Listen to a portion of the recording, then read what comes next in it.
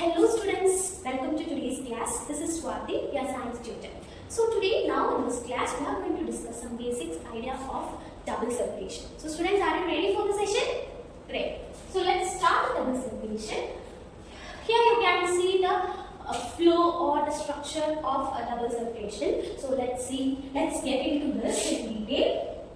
And we know that heart is the center of double circulation, right? So heart is occupying the center of double circulation. Before that we have to know a basic idea about the structure of heart. So students, can anyone explain or can anyone name what muscles are made up of by this heart, or which muscles? Yes, very good. That is cardiac muscles. So we all know that heart is made up of cardiac muscles. Alright. Okay. So the outer layer of the heart. Can anyone name the outer layer of heart? Yes, pericardium. Okay. So heart is made up of cardiac muscles and the outer layer of heart is called as pericardium. Okay.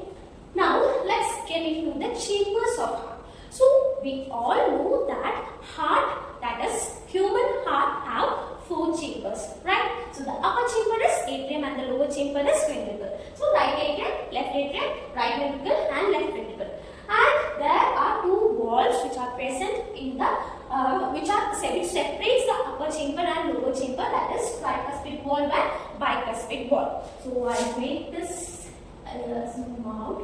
Okay, so now you can see the structure of heart in detail. And hand, arteries and veins. So we all study about the blood vessels, right? In previous class we already studied about blood vessels. So there are 3 types of blood vessels: arteries, veins and capillaries. So arteries, and we know that arteries gives blood or takes blood from the heart. What is the function of artery? Yes, very good. So arteries takes blood from the heart. So they are present on the lower chamber of the heart, that is in the ventricle. So in ventricles only arteries are present. So arteries arises from the ventricle. So here you can see that.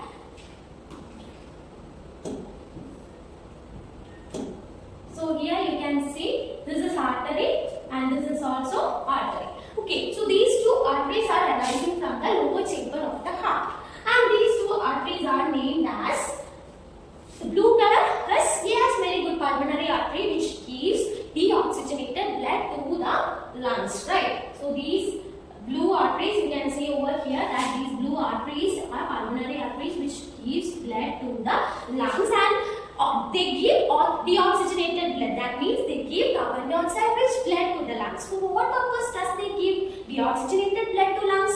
Yes, very good, for purifying. So these deoxygenated blood will get purified into oxygenated blood. That means oxygen rich blood. Where does this take place? Yes, lungs. And in lungs, the alveoli are the key responsible person or key responsible thing which is done by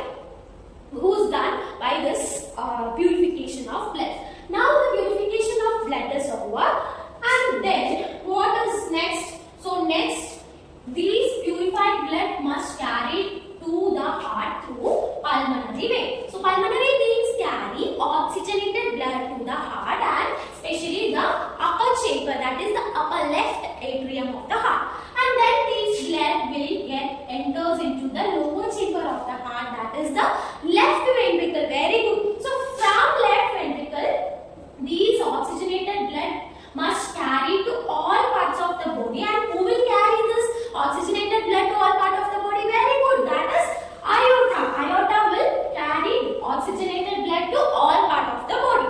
Now these oxygenated blood have reached all parts of the body, that is all cells.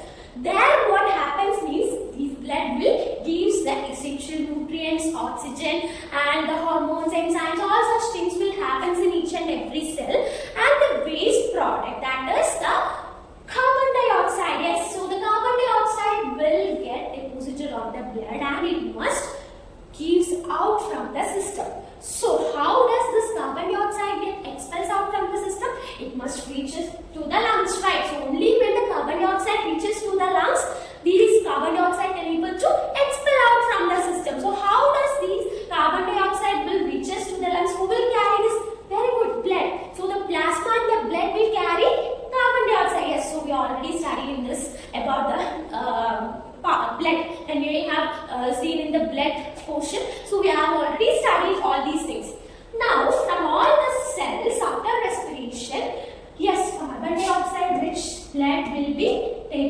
by, I'll change the color. Okay, so I'll change it into white. So the carbon dioxide which blood will be taken up by the vena cavas, and we have two vena cavas, right? That is two veins which collects blood from all parts of the body. Yes, very good. One is superior vena cava and the other one is inferior vena cava. So what is the difference between these two vena cavas? Okay, so superior vena cava is the vein which collects blood from the upper part of the body, that is from neck to head. And the inferior vena cavas, what they do means they will collect the blood from all other lower part of the body, that is from neck to toe. Okay, so all such parts, from all such parts, inferior vena cava will collect the deoxygenated blood. Okay, and then gives to the upper chamber of the heart, that is the right atrium. So the vena cavas will collect the deoxygenated blood and gives to the right atrium, that is the upper chamber of the heart. Right? Okay. Now the deoxygenated blood reaches the upper part of the heart and then it must comes down to the lower part of the heart.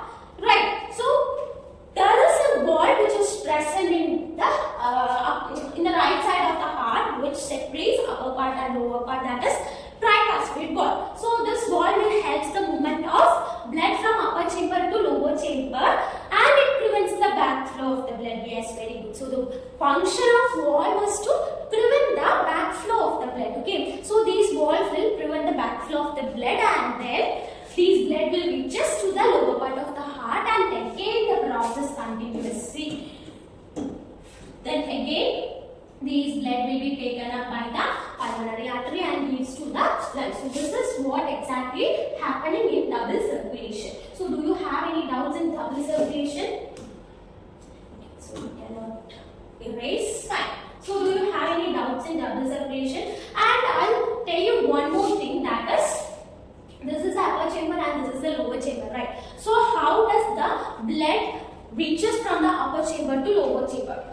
Yeah, so you know the answer, right? Very good, very good. So by the contraction and the relaxation of chambers. So when the blood that is present in the upper chamber have to reach to the lower chamber, the upper chamber of the heart will contract so that it will push the blood from the upper chamber to the lower chamber and it will come out through the wall. So the walls, what will they do means the tricuspid wall and bicuspid wall. So the tricuspid wall which have three flaps, what they do means they will prevent the backflow of the blood. So blood is coming with a high pressure, right? So and it just comes out through a small hole. So there are chances for getting back of this blood. Okay, so in order to prevent the backflow of the blood, these walls are present in between the upper chamber and lower chamber. And you can ask one more question: why the right side of the heart have tricuspid and the left side of the heart have the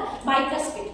It is because the right side is the region. Right side of the heart is the region where blood comes from various parts of the body, and the left side of the heart is the blood that comes from only lungs. So there will be a difference between these two. So there are chances of getting more pressure and more force will be there in the right side of the heart. So that is why three-flapped wall, that is tricuspid wall, was present in right side of the heart and two-flapped wall, that is bicuspid wall, was present in the left side of the heart.